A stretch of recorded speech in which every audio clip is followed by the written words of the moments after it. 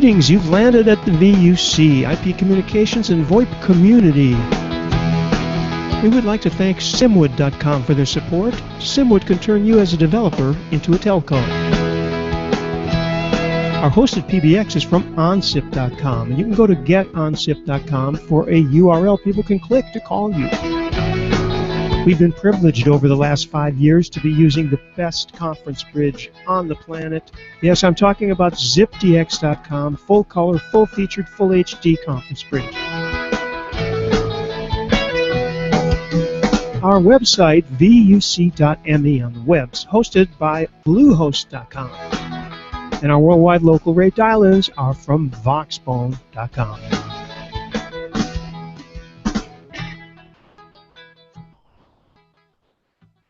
Very cool. Thank you, Michael, for the roll-up. And I wanted to tell you guys, this is VUC 546. Amazing, isn't it? A couple of weeks ago in Berlin, I met a woman that I fell immediately in love with, and a week later we were married. But coincidentally, I also met Mira from ZoIPer, and I've known Zoa for many years, so I immediately invited her in spite of my recent marriage, and of course Zoa, and Nikki, who immediately went on vacation.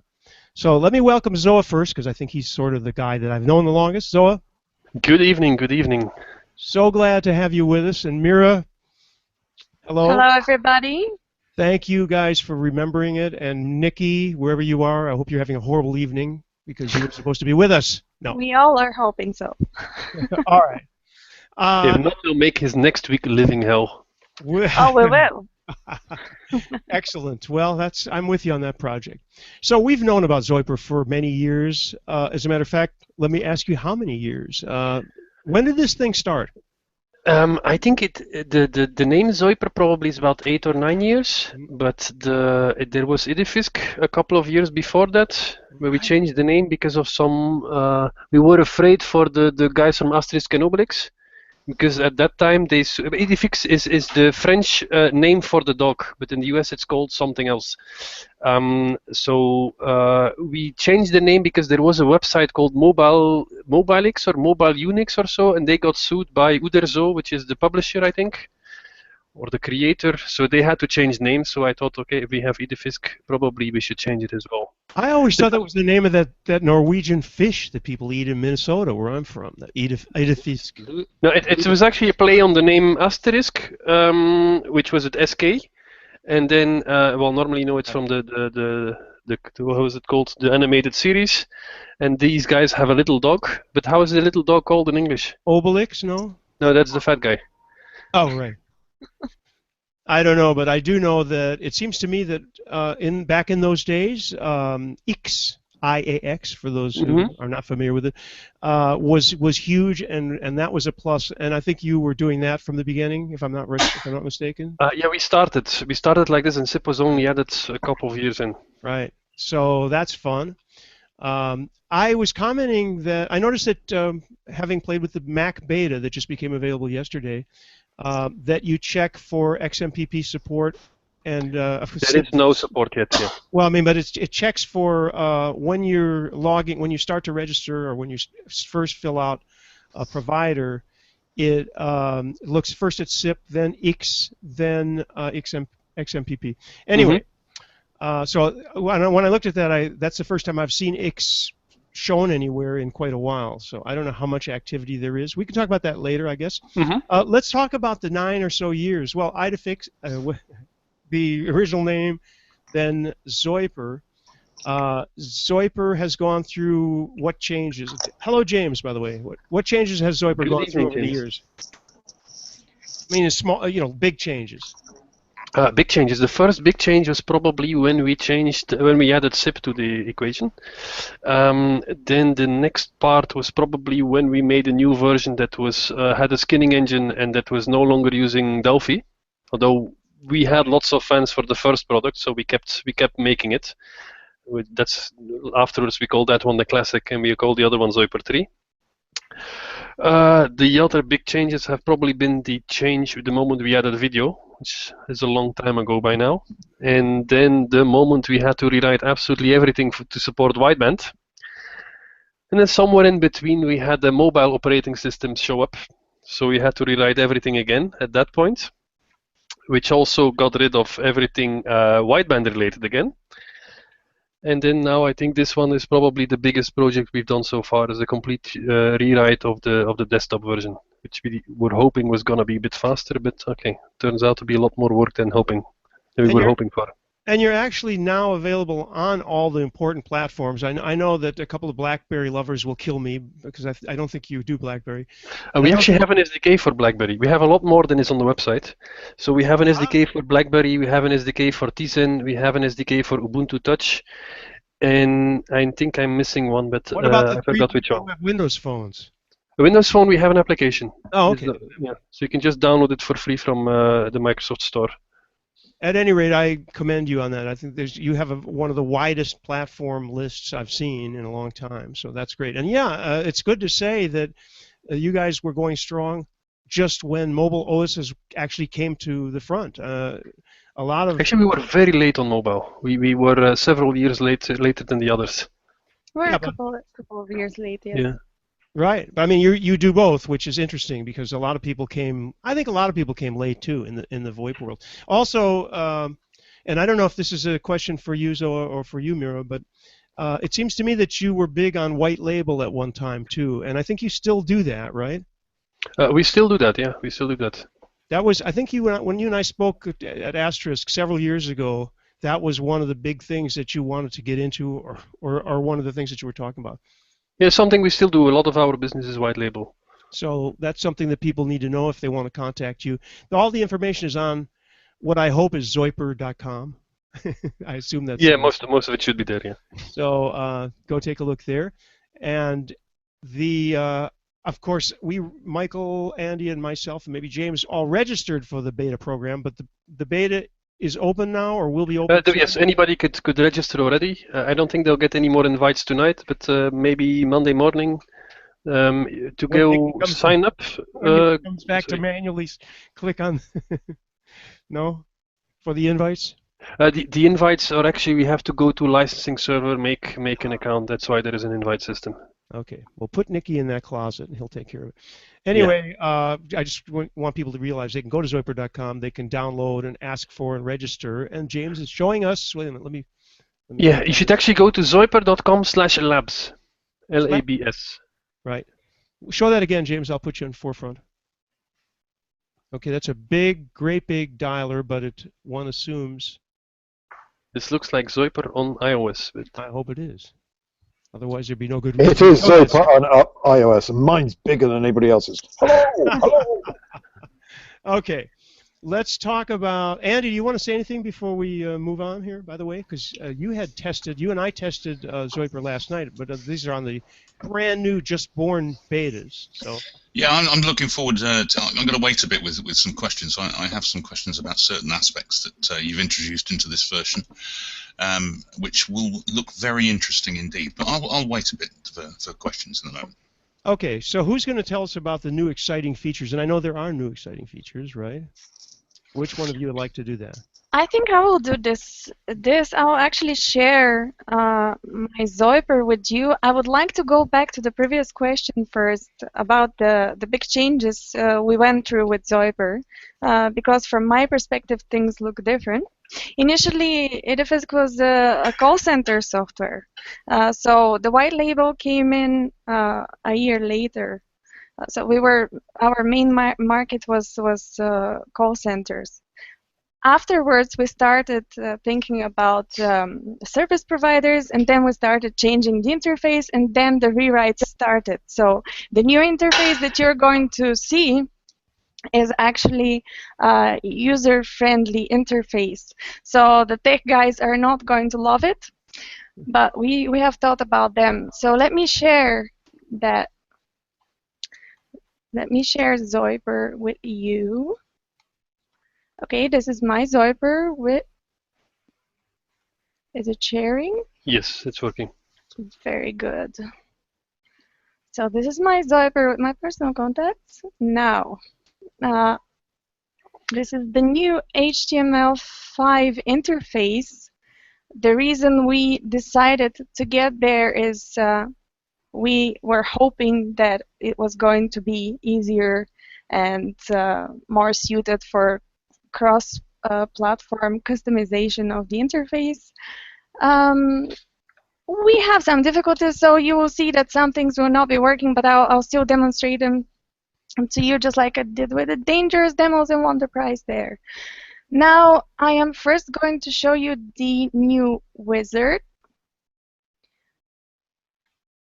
The reason we decided to do it is a lot of end users throughout the years that we have been working are finding it difficult to configure accounts. We have done a lot of things there.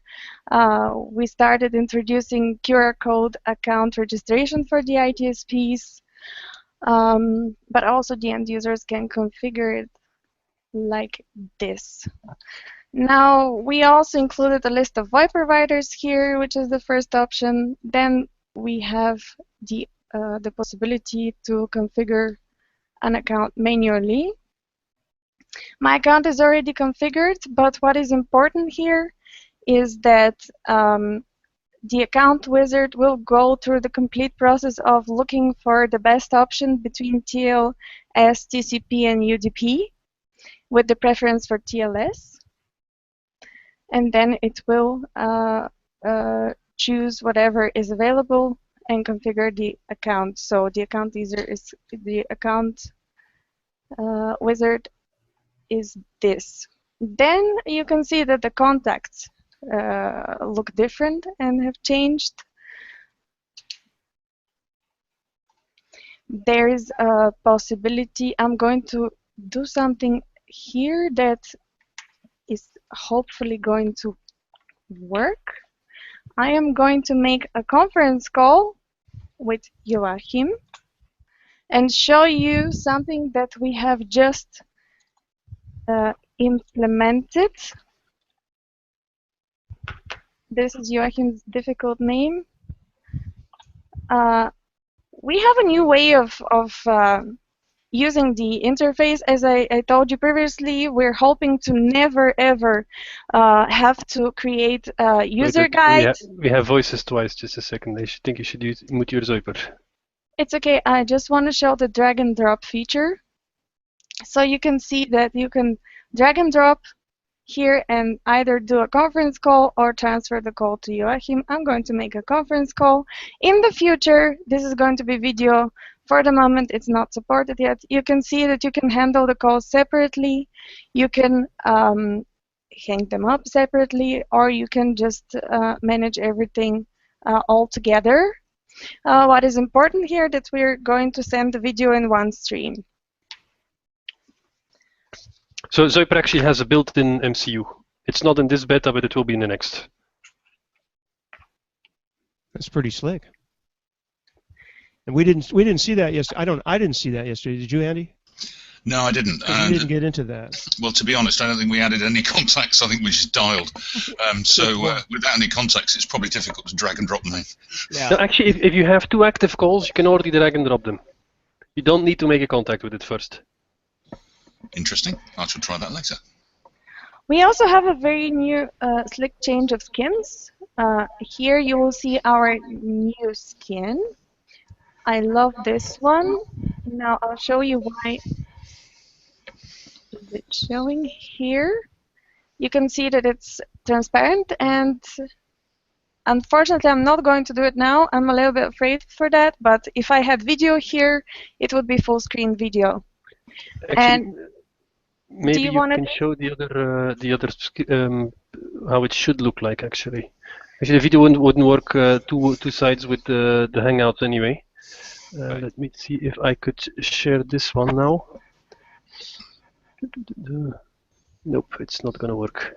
No, I won't be able to show you screenshots. Anyhow, when you have a full screen video call, the actual video gets zoomed in to fill the screen completely, and the contact list on the left will kind of slide away, just like it does on Google Hangouts. The menu will slide away, and the chat will appear on the right side, but will also move away if you don't use your mouse or keyboard for an extended period of time. I want to share something else as well, which is very important. This is the WebRTC version. Let me see whether I can share this one here. So in the meantime, I'll explain a little bit more. So the interface is written on HTML5, and the thing you see is actually a Chromium embedded framework that is rendering the interface, the HTML for the interface. And the reasons we did is, like Mira said before, was to be able to do cross-platform development. We thought it would be easier. It's not, but okay, we went all the way anyway. But as a result, we also have an interface that we adjusted to be useful for WebRTC calls within the browser. I hope Mira will be able to showcase it a little bit at least. I will be able to. Just a second, it takes a little bit of time to share. Now I'm going to stop sharing this and I will share my other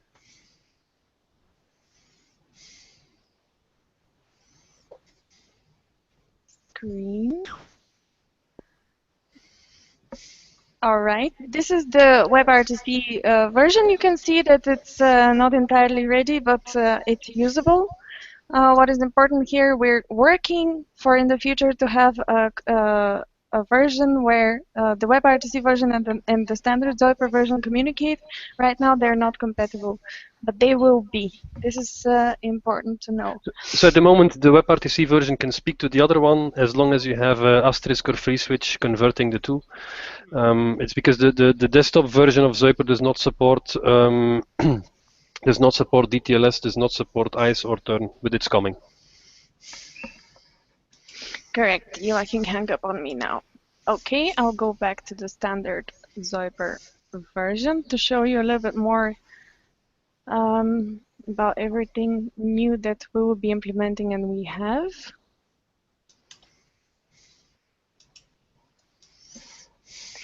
In the meantime, Zoe, you can probably start explaining a little bit about the IMS and the MSRP.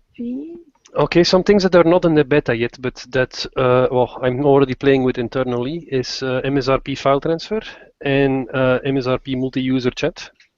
Now, it's not very popular with PBXs. It's not very popular for the normal users, but it is getting used more and more because of the voice over LTE that starts to pop up everywhere.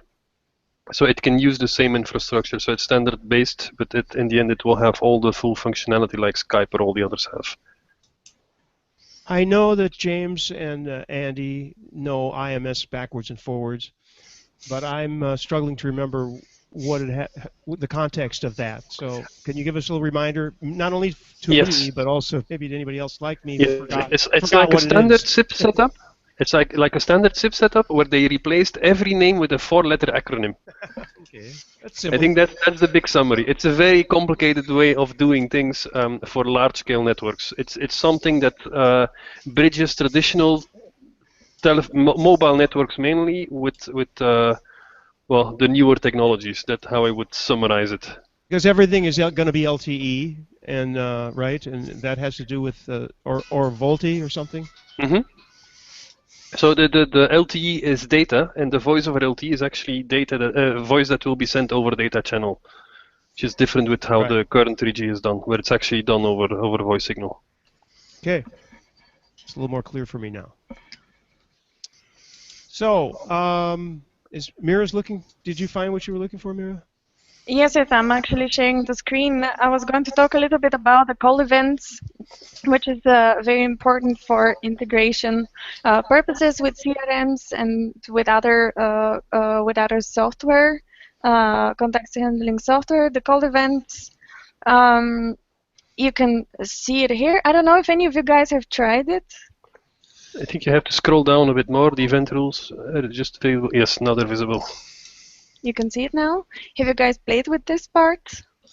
I've had a little look at it, and a lot of my questions revolve around here, this particular area. So do carry on. Okay. So in this case, we have different call events handling. You can see that you can set it up here. The users can set it up, but in most occasions, it can also be set up remotely. We are using, I'm not sure here, REST API. Yes. So maybe you can show the screen again, and I'll explain a little bit if you want. So what it pretty much does, it allows an easy way of setting a certain action on a certain event. For example, maybe if you go to lunch, maybe you would like your central web server to know about it, so you could do that. Or you could say, oh, if I have an incoming call and it is from this specific customer, then I would like to start call recording. Or if it's a call from maybe this caller ID after this time of day, maybe I could use some third-party application to do something. Or maybe just on an incoming call, maybe open the CRM. So there's 3 actions in DoAction at the moment. So one is open URL, which will just open a browser. The second one is to open an executable. And the third option is to just call some REST API in the background. Okay, so and then the filter part is, yeah, sorry, go ahead. Yeah, question number 1 is, how would we control in any way, or how do you control what parameters are actually passed to any of these things? There are a number of variables similar to dial plan variables where you could add caller ID name, caller ID number, time of day, etc. Okay, so if we are, for instance, poking a function on a REST API, can we do that is that done in XML? Is it done in JSON? Can we choose? No, at the moment it just sends a URL. It just does URL. Standard GET request. Okay, so is that something that you're looking to expand on? Because I really like this feature. We could, if somebody has a request for it, we definitely could extend it. We just went for something it's relatively easy to implement now. Yeah, I for can the user. understand that. And I should imagine that in comparison to getting the rest of it running properly at the moment, this is probably way down the priority list as well. To add JSON support, yeah. First you want to get everything working. Okay. So in terms of new features, we have IPv6 support, which is going to make Oli very happy, Oli Johansson. Yep. Also, the reason we implemented IPv6 is because of Apple, who announced that they will no longer approve applications. Actually, yeah, we didn't make it just for Apple, but it's good we just have it when we announced it. Yeah. Put it there. The other feature we're headed towards, which is very important for our users and the businesses utilizing ZoIPer, is the multi-party video on all platforms with a built-in video mixer, which I already explained that is going to send the video in one stream. Then we have desktop sharing.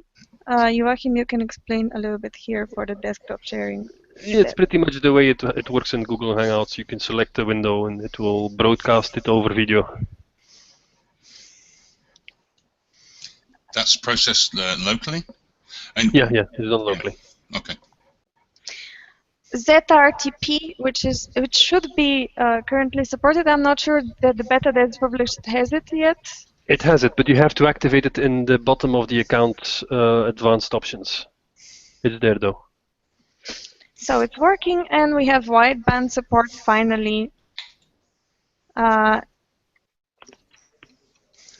think most of the codecs are there now. I was going to ask about the codecs. Mm-hmm. So which codecs? And I take it you're big into Opus? Opus is for us by far the best one. I think all the normal codecs are there. The only thing obvious that is missing is AMR because of AMR wideband, and normally AMR because of licensing constraints, because the setup cost is quite high. We do have it. We just didn't pay for the patent licensing yet, but we might do it soon, I think. If I could open a quick parentheses, we'll call on Michael for this if he's ready. Because Michael, you mentioned that ZipDX doesn't officially support Opus. We all know that, but it does play with 16 kilohertz Opus. And my question is, did you find the fidelity, the actual hearable fidelity, to be different between Opus 16 kilohertz and G722? Oh no. There's not much difference, is there? Opus at 16. I mean, they're effectively identical audio channels. Right. Opus is maybe a little less bandwidth, but I made a couple of test calls just to prove interop. Anybody who can dial a SIP URI can dial WP demo at conf.zipdx.com, and we'll get to our wideband demo. And you can punch a bit of DTMF and you can switch between Opus and G722? No. No, you can't do that. You can switch between narrowband and wideband, Yeah. but it will work in Opus 16K and G722. And if you dial it up with a narrowband codec, it'll just tell you need a wideband codec to use this test service. Truthfully, the most useful thing about that test service is if you press 9, once you're connected to it, you get to an echo test. And what that does is, for people who are not familiar with configuring soft phones and audio devices with your computer, it helps them to verify that they have their microphone and their speakers or headset working correctly. Speaking of which, my headset just died, my wireless, while you were speaking at this very moment. Fortunately, I have 3 different headsets here, earphones actually. Okay, so that was my question that interrupted the flow, and I'm sorry. Maybe to go back a little bit to the Opus versus AMR question. Aside from the bandwidth, but that could be a little bit less, there is another big advantage, that is the packet loss concealment, or the forward error correction, to be correct, in Opus. So especially on the mobile networks or Wi-Fi networks, if you might not have perfect connection, Opus will generally have better quality. We know that when you pump it up to like 64 kilohertz or whatever the high end that the people are using currently, you can tell the difference. But mostly that would be with music, and you'd have to kill echo cancellation and dynamic compression, which we tried to do a few weeks ago on the Google Hangout unsuccessfully for some reason. But that's the biggest difference. Could you explain to me why you list Opus at different sample rates? Mm-hmm. So it might be helpful to explain to people the difference between selecting an arbitrary sample rate versus the adaptive nature of Opus itself. Our programmers really don't like the adaptive Opus. They don't like adaptive codecs in general because it's a bit of an encryption risk from what we understood. Mm-hmm. Okay, so you can pick, because I can see in the GUI you can pick Opus at 48K or 32K or 16K or even down to 8K if you want to. To be honest, I don't think there's a big purpose at the moment, for at least for audio calls, to go over 16, but if you really want to, you can. We agree. At ZipDX, we agree. And we keep our media processing at 16 kilohertz because it's voice. But, there will be people who try to give piano lessons online, and for them, probably, something better is nice. Or guitar. Have you actually found anybody who's done a full implementation of the adaptive rate Opus that you can test against? I don't think it's that hard to enable it. We could probably just make a build that has a configuration option for it. I do think that would be interesting to try, whether there are any encryption risks with it or not.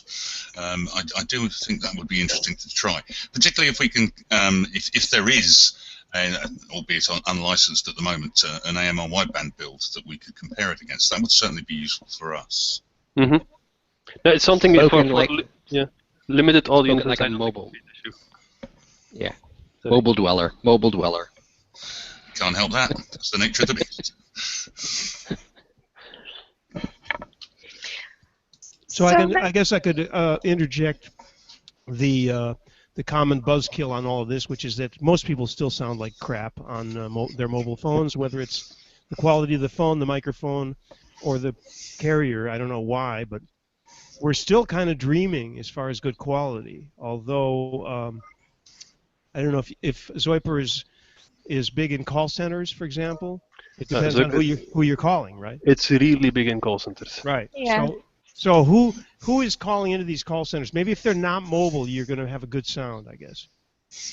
Actually, we have a lot of remote agent users using ZoIPer on mobile phones. We have quite some big coverage there.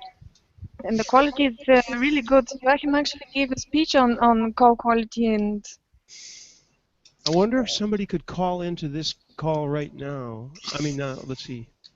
Are these Eurocentric call centers, or are these in North America as well? They're all over the place. They're everywhere. Excellent. See, what would be I wonder if we can do this later. If Andy or somebody could call ZipDX using ZoIPer. I'm just working on that now. I just set up, whilst we've been talking here, I just set up a new account, and I've just registered it using the QR code feature. That's on the mobile, yeah. Yeah, and I'm being a bit cheeky. I'm using somebody else's service, a certain Tilo Salmon's service, that is an old friend of mine. And I have to say, the sign-up process is particularly slick. It works remarkably well. So you've done a good job on that. So the only problem is, it went terribly well until we got as far as that. Oh, Jane. What is the second thing? Didn't register. It says registration status no. Yeah. Well, the computer, he's saying no, but that's it's not your bit. It's Tilo's bit. It's probably because he knows that it's me, and he's saying no. I don't want that James Bodie playing with my voice network again after last time.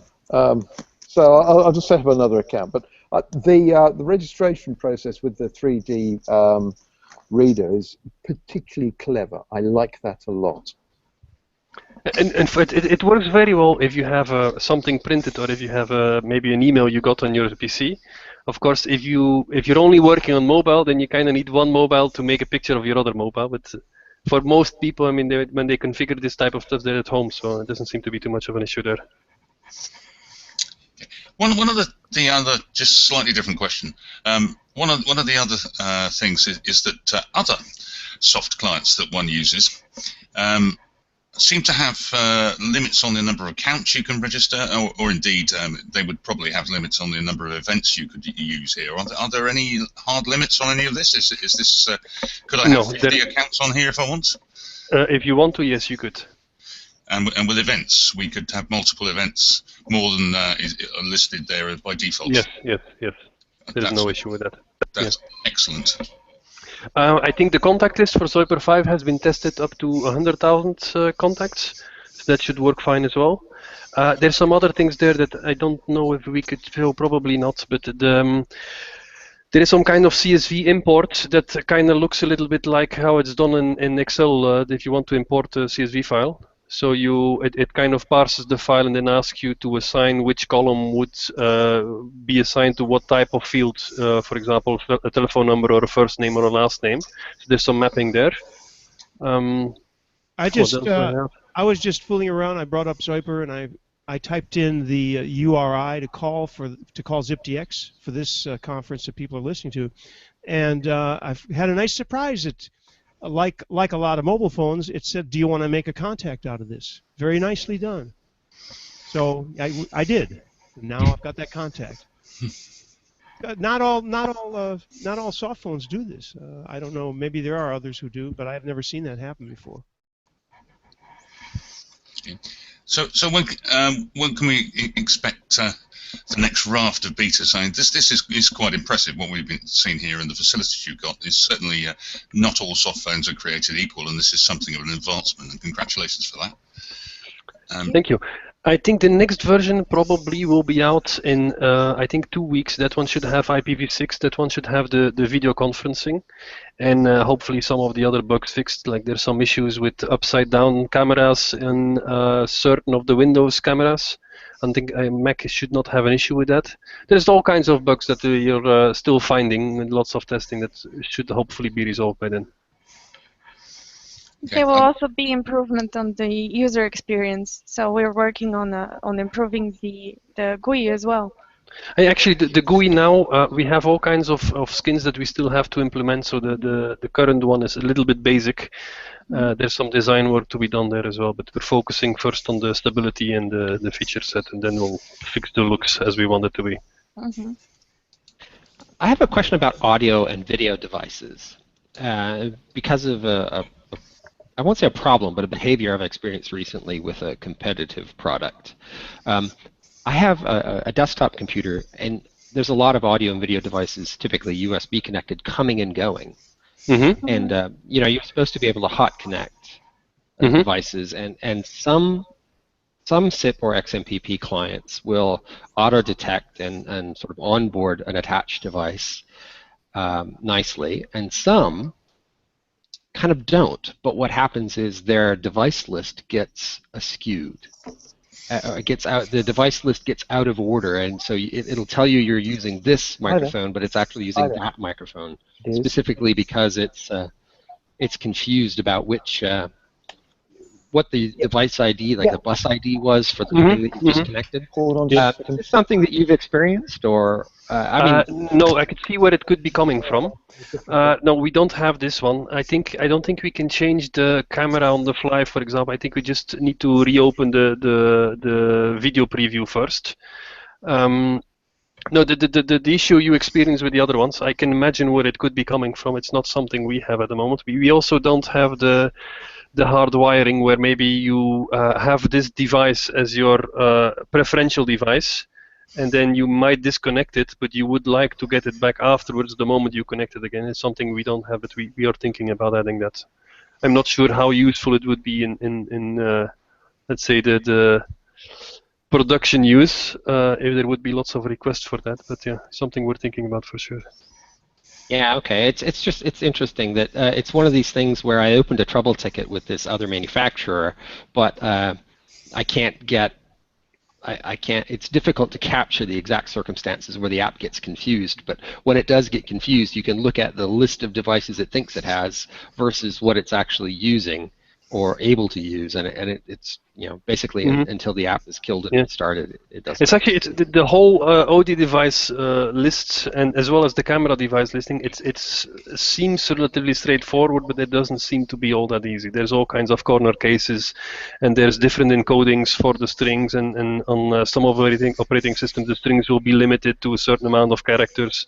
So it is, and there's different ways to access these parameters. So it's all a little bit complicated. The same with, for example, the supported video sizes. It's not that simple.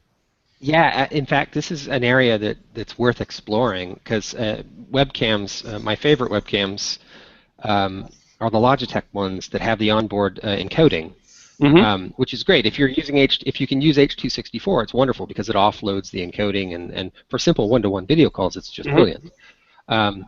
However, it's also possible to do motion JPEG off of those. And in fact, there are some that don't have an H.264 encoder but do support, what do they call it, UVC 1.5 that includes MJPEG, which means that you can actually do 1080p video off USB 2 if you use MJPEG.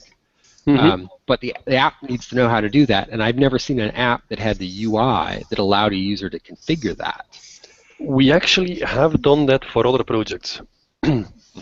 So we made this possible. It's not a functionality in the standard ZoIPer. Now we were considering at some point to be able to add external, let's say the old style cameras that are not really a webcam. It's just something. Well, how's it called? Some surveillance cameras, for example. Yeah, that usually they have They don't have SIP support. So we were looking for a way to use those as surveillance cameras as well through ZoIPer, for example, to add a second or a third camera in the stream, which is something that could become possibility now with the mixing that we do anyway. Yeah, just grabbing an RTMP stream off like somebody's IP surveillance camera, and that's becoming more and more sort of accessible because there's a lot more IP surveillance stuff going on now. So it's something we actually did for a different project, and we did both RTMP-based and HTTP-based MJPEG for that project. Excellent. That would be lovely because it takes early adapters like myself, and it lets us do things cross purposes. That you may not have built the product to do what we want to do with it, but that doesn't mean we're not going to bend it. Yeah. So if there's special scenarios where you would think of certain nice things to have, just let us know. We'll see if we can sneak it in somehow, maybe not an official build, but in one of the betas or so, just to have something to play around with. We're always welcoming new ideas, new suggestions. Well, I think what's happening is all of these tools for communication are getting taken cross purposes, and they're getting used for streaming projects, and they're getting used for teaching things, and it's not just phone calls and video conferencing anymore. That's just sort of the tip of the iceberg. And actually, I don't know if Mira will speak a bit about that. We're looking a bit at possibilities to help impaired people, and speaking of impaired one of the things will have one camera. Sorry? You cut it out for a second. I was gone for a bit. Okay, I'm sorry. No, so one of the things we have been investigating is if we could add a second video camera to maybe focus in on the lips to make it easier for the hard-hearing people to maybe do some lip syncing, for example. There's another term for that, that if you get into translation and interpretation, they call it a sight translation camera, where you might have an interpreter doing a video conference call like this, but then let's imagine that we're in a courtroom, for example, and we're doing interpretation of somebody for a defendant who can't speak English. They might then have a document that needs to be sight translated so that it's a document from, you know, the defendant's home country and it's in Russian, and the interpreter would have to sort of read this over the video conference link, oftentimes using a separate camera, like a copy stand or a document camera of some sort. And this is exactly the sort of practical application of what you're talking about, having that second video stream. And I think there's probably all kinds of situations that might be very particular for a certain person we just will never think about because we're not in that situation. And let me put it to you this way. Application-specific solutions are good revenue generators. Niche markets, yeah, I can imagine. Yeah. There, we So, actually Mira. have a lot of interesting business cases. We have been actually one of my first projects that I handled is a teaching software. It was a producer of software who needed integration of voice capabilities, and he used ZoIPer to be able to give online courses. So these are just interesting business cases. We have all kinds of such cases. Maybe I'm going to talk about on the other conferences as well. Yeah. Maybe I should pick in a bit here because the things that make it nice to play with these new applications. So Mira showed you a little bit how we could do some special events handling and open some REST API. There's another new thing in ZoIPer as well. We used to have a COM API on Windows to remotely control the soft phone. But okay, it only worked on Windows, and it's probably not the easiest way to program for. You need to get used to it. So in the latest version, I don't think it's active in the beta, although there might be something there, is a WebSocket server inside ZoIPer. Normally, by default, it would be listening only to the local host, so you could control it through JavaScript. But theoretically, you could also open it up to the whole local network, for example, and accept a request from a central server. Then maybe could be used to make some predictive dialer or so, for example, or any other scenario that might be helpful. Maybe you could trigger this the phone to do a certain action if some other process on the PC did something special, for example. Auto-joining conferences, that sort of thing. For example, yes. Yeah. And this will work on all the operating systems because it's WebSockets anyway, so it should be okay. So how, let me get myself back here. There we go. Mira, do you use ZoIPer every day in all of your calls? You're going to have to say yes, right? I not only have to say yes, but I actually do use it every day. I need to be able to understand everything related to our clients and our users. So I'm using it. But also it's quite a useful software, you know. And I heard. Right, and while you're using it, you are able to figure out the things that do and don't help you use it every day. In other words, if you make a lot of calls, I don't know, maybe you do, maybe you don't. Personally, I don't have a lot of phone calls to make anymore, but you presumably do spend a lot of time. I mean, and when I say you, I mean all of you. You have, how many people are there at ZoIPer, by the way? I've seen at least 4 others, so there must be at least 6. There's 35 of us. Wow. Actually 38 already since last week. Okay. So is everybody using it? No, the designers. Well, it is actually quite complicated for most of the developers to use the soft phone while they're developing the soft phone. Right. So that makes it a little bit difficult. But yeah, the sales team, for example, they're all using ZoIPer. They're using it for their calls with the clients. They're using it for their international calls outside of the office. So So now I'm kind of hoping a bit that now if we have the WebRTC version, that at least the programmers will be able to have one copy running. But it's a bit annoying to have the ZoIPer running when you're debugging ZoIPer, because then all your packet captures have double information in there, double registers, etc. So it is a little bit tricky. Right, right. I get that. Okay. I don't know if we should bring in Andy now. He had some questions, but also we want. I think the majority, if not all, of my questions have pretty much been dealt with. Did we get into? I'm sorry, I got interrupted by a really important phone call, and I had to text somebody back and say I'll call you back. But did we get into the management thing you were talking about yesterday, Andy, with the URLs and the actions? Yes, we did. We got into that, and it all looks quite impressive. And I'm sure when it's finished, it will be an extremely useful set of facilities. From a WebRTC perspective, how did you deal with different browser implementations and at the moment it's just Chrome at the moment. We're waiting for the others to pick up. It's also quite basic. I mean, we do audio, we do video. We have it's mainly focused on getting the current GUI to work, so we have to do offline storage for the contact list. We have to have APIs. Not every functionality for the accounts, for example, is configurable because it's just not there. So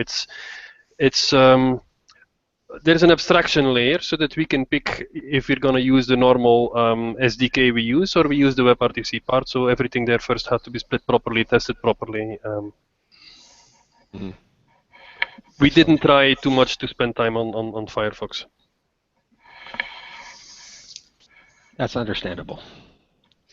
From a usage perspective, for the different markets we are serving, the new interface and the new implementations and the new rewrites are extremely important because, as I said before, ZoIPer is evolving, it's changing. So we were hoping that with the new HTML5 interface and with the new features that we have, we're going to cover a wider market requirement.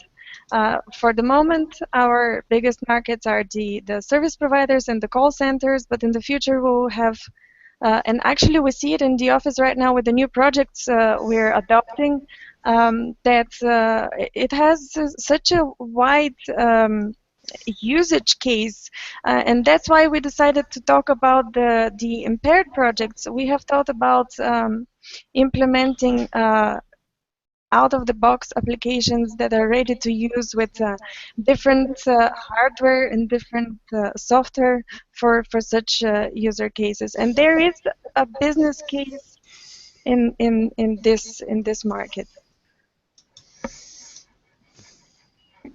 Maybe about the WebRTC part, one more remark for that. At the moment, Chrome is our main interest because Chrome will stop doing the NP API part. Currently we have a plugin for Chrome and a plugin for all the other browsers, either ActiveX or NP API, to make calls from the browser. But since they're phasing it out for Google Chrome, we're looking for a replacement, and WebRTC at the moment is where we're starting. Well, we've been doing it for a long time, so yeah. And at the same time, we also have been looking at WebRTC for some of these projects, like Mira just said, for the hearing impaired, to see if we could make a change there. Because it does open up extra possibilities if you don't have the plugin anymore. Unfortunately, at the moment, I'm not sure everything is there yet. Okay, for Google Hangouts, it's okay. But for a call center, if you have too many pop-ups with, are you sure you want to share your microphone, and are you sure you want to do that, and you have to do it every time, things are still a little bit complicated. So I think things will get better there in the future. And I suppose that there will be some API that will work more cross-platform as well when everything starts to stabilize. So you mentioned way back when we first started that I think you said that XMPP wasn't implemented yet, but it's coming. Is that right? Presence?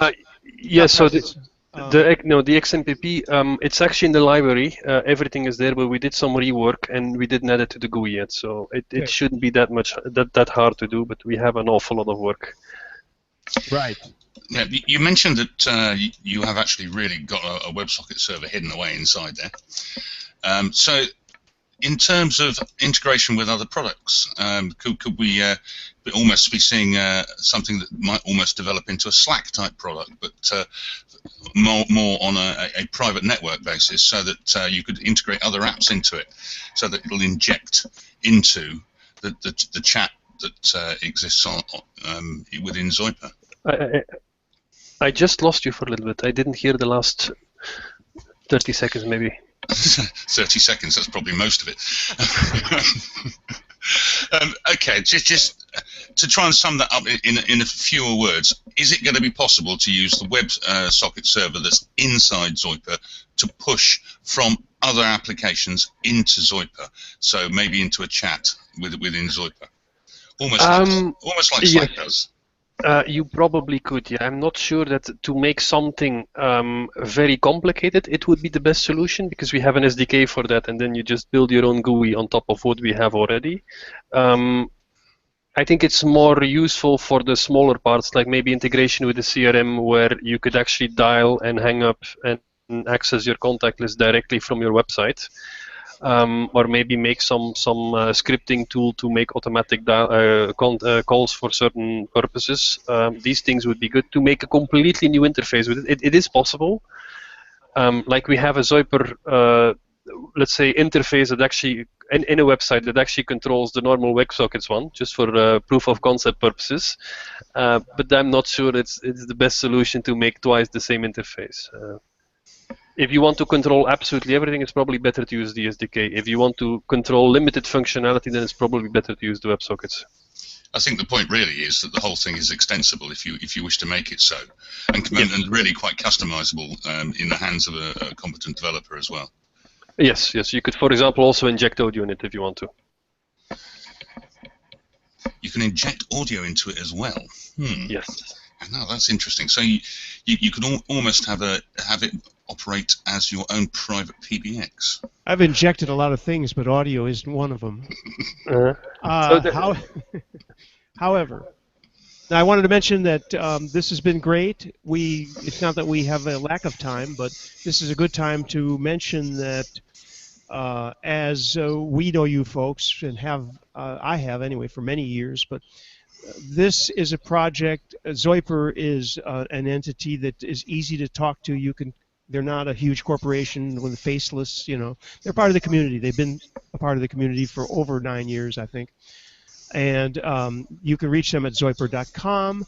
I want to bring Mira in and let her tell you how the different ways to contact. Is there a contact form on the website? I assume there might be, or at least an email address or something? There is a contact form on the website. There is contact information there. There are a couple of phone numbers. One of them is a US number. The other one is in Luxembourg, I think, because of our provider. But we're quite accessible and reachable. Right, and you do respond to requests and so on. So it's open. I think people can try to, as Andy said, it's flexible. You can turn this in the direction you want to go. So I suggest you contact them.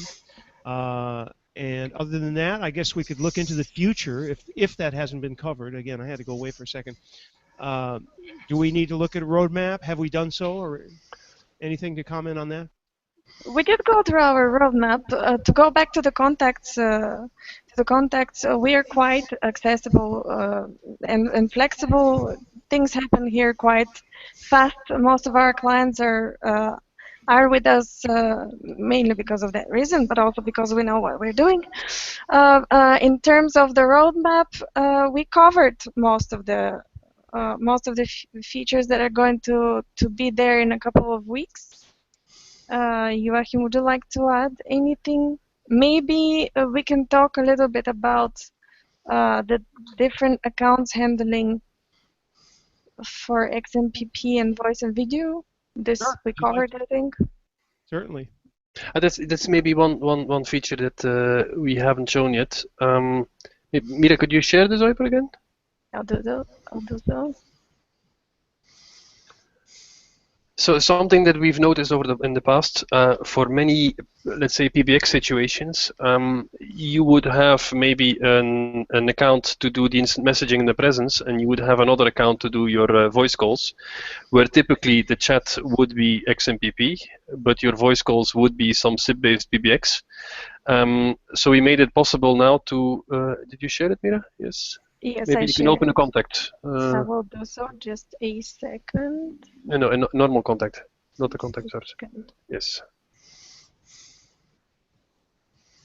A lot of people have gone home. Should resize it within middle, maybe. Okay, it doesn't matter. So when you click on advanced here, you'll see that on the bottom there is a dial account and a presence account. So the dial account would just use the one that is configured on the top left at the moment. There's a drop down to change your account. You could also hard code it to always use that account that you used. And the presence account is together with the instant messaging. I don't know where the string is missing there, but this one would be the one that would be used for the XMPP. Now you can set this on, let's say, a data source level. So you could say for all my contacts that come from LDAP, I would like to use this XMPP server for the instant messaging, but for all the contacts that come, for example, from my Outlook, I would like to not have any chat possibilities, etc. So it allows you to combine some things. We also have some plans to support the Cusack support from Emil Ivov, but we're still considering that one. Just to make it requires some changes to the other parts as well, but it makes it easier to have XMPP and SIP at the same time.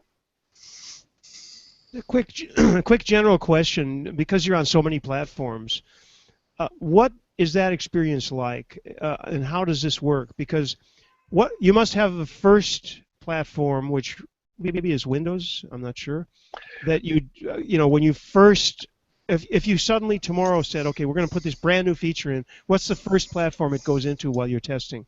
It all depends. It all depends on which developer is making it at the moment, and it all depends on what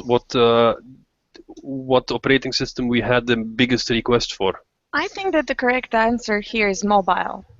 We're mainly concentrating into enriching the mobile versions at the moment. So the correct answer is mobile at the moment.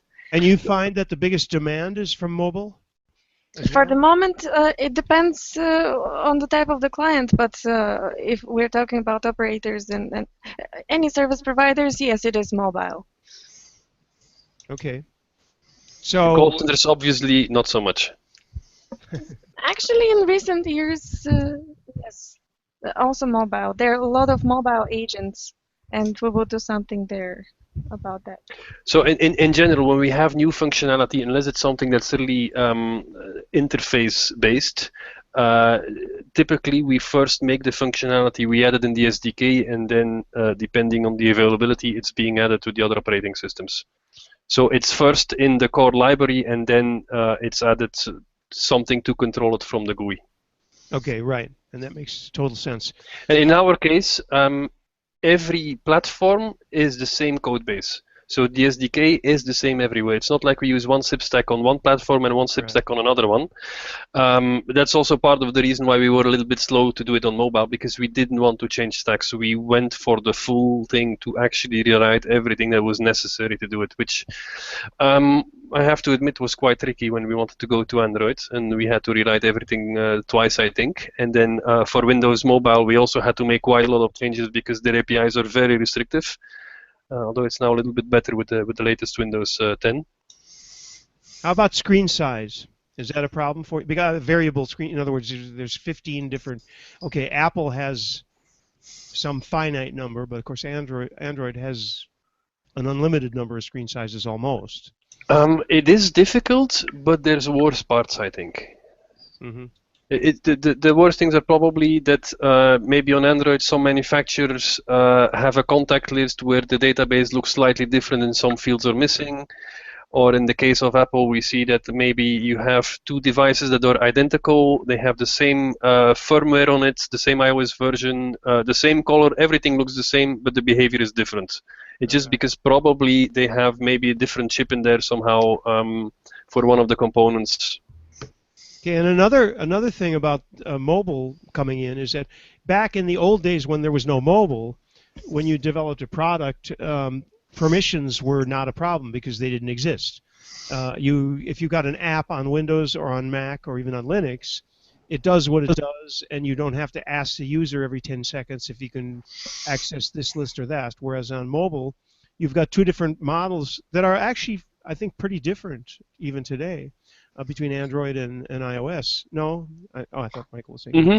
But, yeah, and there's all kinds of sandboxing involved as well, yeah. Right, sandboxing and different granularity. In other words, I think that in one case, it's like you're presented with a list. You want to let it do all this? Yeah? Okay. And I think that the next version of Android is the one where they're making it more granular, where you can accept particular requests. Obviously, we're talking about communication, so it's going to be the contact list. Do I want to really upload my entire contacts to a particular server or to? Yeah, they don't go that deep into their granularity. So. Right. Yeah, there's a difference, of course, between using a contact list in an application and having the application upload the contact list somewhere else. But I don't think that they really can see the difference between those two. Right. Well, and the average user, depending on how hot they are to use an application, I mean, generally most people will, if they really want an app and want to try it, they'll just say yes. Mm-hmm. I just did that today. I downloaded an app and installed it on my phone. And, they give you the opportunity to read the list. I didn't read it. I just said yes. We'll see what happens with that. Wish me good luck. But it's a thing called Ready, by the way. I hope that nobody knows anything bad about those people. But it's a contact app. Let's hope it works out. Yeah, we do need a lot of permissions, but okay, we need the contact list, we need the microphone, we need the speaker, we need the camera. But it would be cool if with the next Android we can just say, okay, we don't need your camera if you're not going to do video calls, and we could ask it only at that moment. And isn't that what they're planning? I mean, I think that's what their plan is, yeah. Yeah, I think that's what's happening. Tim's with us. I don't know if he's got any, obviously couldn't have any questions because he wasn't here, but he may have a comment or so. Not really, actually. I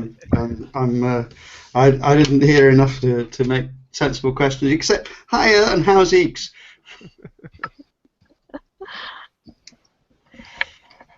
Okay, anybody else? By the way, if you're on ZipDX listening to this and you do have a comment or question, you're welcome to press *6, and you should know that by now, but I'm going to tell you anyway. *6 will toggle your mute state. Otherwise, got Andy and James and Michael. If anybody wants to ask a question, I've asked all mine. So, anybody else? I'm going to have to ask a bit more at some point. Not that it matters now about LDAP integration, because I didn't even notice that in there at all. How do we do LDAP integration? It was mentioned. I think you let me check. You open the ZoIPer, then you go on the configuration part. And then there's a second menu that is called Contacts. And this is where you can combine different contact sources to all be in one contact list. So you have the native one, which is just, let's say, the ZoIPer one. Then you have a second one, which is the Windows contacts. I see. Then you have the Outlook contacts. Then you have LDAP there. You have XCAP there. You have XMPP there. Oh, how frightening. You can add Facebook. Oh!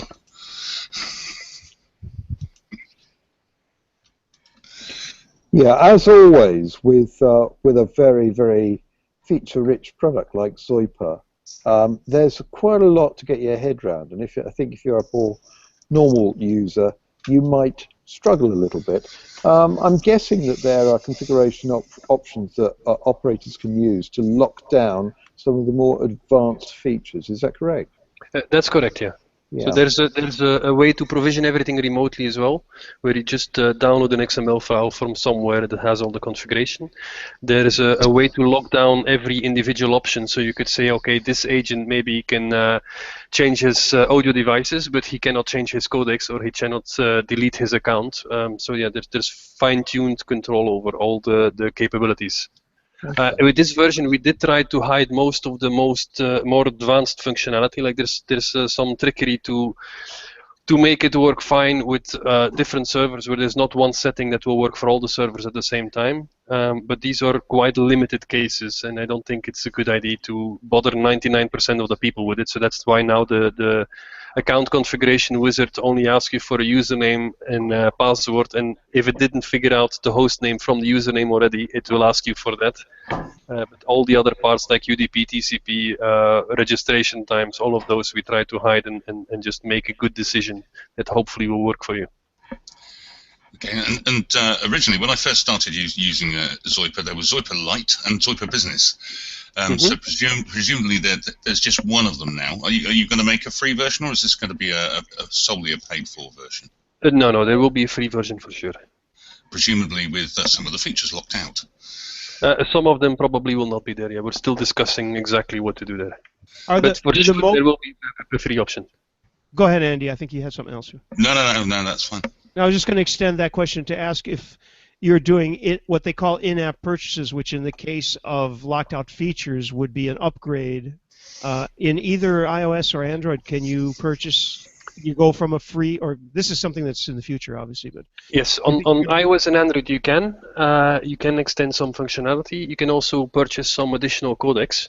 Right. Now on desktop the situation is slightly different because on mobile, okay, you can do some processing for $1, for example. Mm-hmm. On desktop, it's very hard to charge somebody $1 when the credit card transaction fees are already multiple of that. So right. Mm-hmm. And also, anything that you do, I don't know. Are you using the App Store on not on iOS, on OS 10? Are you going through the App Store? Or are you at this time, not yet. Because that's a mixed blessing, as you know, I'm sure. Yeah, for sure. So we do have a version that is compatible with it. We have the sandboxing, we have everything ready there. But there's some advantages and some disadvantages there. Well, financially, there's a big disadvantage for sure. But for the user, there's also some disadvantage. That is, for example, now we could give you a license that will work on any operating system. But if you were to buy from the Mac App Store, we cannot legally make it work on another operating system as well. So it will be a little bit tricky. No trial is possible on the App Store, as far as I know. Yes, and no betas as well, which is the bigger issue actually. Because the soft phone is really complicated. Like in Android, the last version we released, it was with IPv6 support. That seemed to work well in most scenarios, but unfortunately, we found a scenario for a German provider where it didn't work. Now, in the case of Android, the situation is not so bad. Okay, you might have some angry customers for a couple of hours. With Apple, it is a little bit more difficult. There are some ways to have a faster review, but even if it's 48 hours or 24 hours, it is difficult. Yeah, that's the other problem with mobile is that, particularly in iOS, you have to have that approval, and sometimes it takes forever. Yeah, it could take a while. They do have some procedures to speed things up, but yeah. If it's 5% of the customers that are really suffering from the issue, it's not always all that simple. I mean, you have to prioritize your requests a bit with Apple as well. You can't say every week, oh, please, we'd like to have a faster review time. And because you can't really have a very large-scale beta, that's the biggest issue. Yeah. If you can send it out to 100,000 people to test it, okay, you probably will figure out most of the big problems there. But if it's something that is limited to a couple of hundred people, you'll never cover every single situation. There's too many different types of networks, too many different types of server configurations, way too many types of devices to actually have a representative test. By the way, what I'm seeing now more and more today is slow rollouts, and I notice I have a 1+1 phone, and they have an update. And the update, they posted that the update is available starting yesterday, but I checked and I don't have it, and then I went and looked at a forum post, and in fact, they roll out to 5% of the user base. I don't know how they determine this, and then they want to make sure that nothing's completely screwed up. Now this is an OS, so it's a little bit different because that would cripple the entire phone. Obviously, it's different. Yeah. But, no, it's the same as possible on Android. Yeah, on Android we do that. Last time we didn't by accident. We hit the wrong button. But on Android it is possible. So you can go for 1%, I think 10%, 20%, then 15%, then 100%. And I think it's really cool. It helps us a lot to have this functionality. It is a good idea because then you see if there's some horrible thing. like a typo on the first screen or something. Yeah, because it's very complicated with all the localizations and the different servers, and there's lots of things, and maybe error messages. It's really complicated. There's no way to test absolutely everything. But if you could just put it to 5% of the people, I mean, if there's 1 million users, which is the usage base we have on Android at the moment, you will know if there is something wrong. Yeah. On the subject of being really cool, what do you think? What's your reaction to the fact that Mira came back from Berlin with a dangerous demo trophy? It was really cool. It was the moment itself when she called me was a little bit less, but that was really cool. Yeah, have you got the trophy in your office? Yes, it's somewhere here, unless somebody stole it already. It's in the development section. They're really proud of it. Because they managed to crash ZoIPer 1 hour before the demo. Well, it's the way that you crashed it that made you a winner, I think. Anyway, She actually managed to crash the ZoIPer, although I haven't it in months. This is the beta we're talking about, so there's something magical going on there. I am really pleased that you folks were able to make it. I love that you showed up because I wasn't sure since I had no news all during the week, but I was traveling too, so. Yeah, we were very upset to hear about your accident and Yes. all the trials and tribulations you've been through, and hopefully you're feeling a bit better now. It's getting a lot better. Look, I only have one of those now. One crash. Who's going to ClueCon?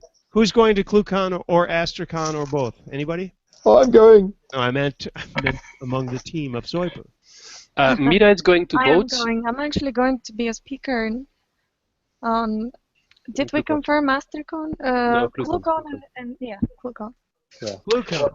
Well, you can do another dangerous demo then. Yeah. It won't be dangerous this time, I promise. Well, no, it has to be dangerous. Oh, that's the thought. I'm late getting my talk in to Brian. Brian may not accept it. Yeah, in fact, I'm sitting here. I'm having Ken Rice pinging me on the other. Everybody wants to ping me all at the same time. Well, say hi to Ken and tell him there'll be a talk from me on the way over this weekend. You're late, Tim. I know, the late Tim Hunton. Yeah. Not that late. Yeah. I will actually try to go as well, but it's already in August, and I'm not sure that I can sit in a plane for 20 hours without having an elephant foot. So we'll see how that goes. Yeah, that's it. August is not that far away. Yeah. Yeah, I was hoping to bring up my soundboard, but I can't. So we're going to close it off, and I will put the music on afterwards in the post-production. Thanks again, guys. It was really good of you, and I hope we don't wait 6 years till the next visit. Shouldn't be this long this time. Now that we have G722, it should be okay. Okay. Mira, it was great. Got my... Oh, okay, I see what happened. Interesting. All right, my screen switched. Mira, it was great to meet you in Berlin. I hope we can get together again at another, maybe Camellia World next year. I don't know. But thank you for being with us. Thank you for the invitation. Okay. Thank you for having us. You're welcome. Next up, the mature audiences only version. As soon as I click this big red button that says stop broadcast. So, folks, thank you, everybody. Thanks to those of you who check in with us. And don't forget to go to zoiper.com/lab. Lab or labs? Labs with an S. With plural. Labs with an S. Pick up that beta and test it, and then immediately complain angrily to Mira because she'll take care of you. Okay? Well, it is good stuff. Or Zoa. Very, very, very feature-rich. Okay. Yes, it is. Thanks, everybody. See you next week. And hopefully, I think we've got Alan from Wire on next week. Okay? See you later. Ciao.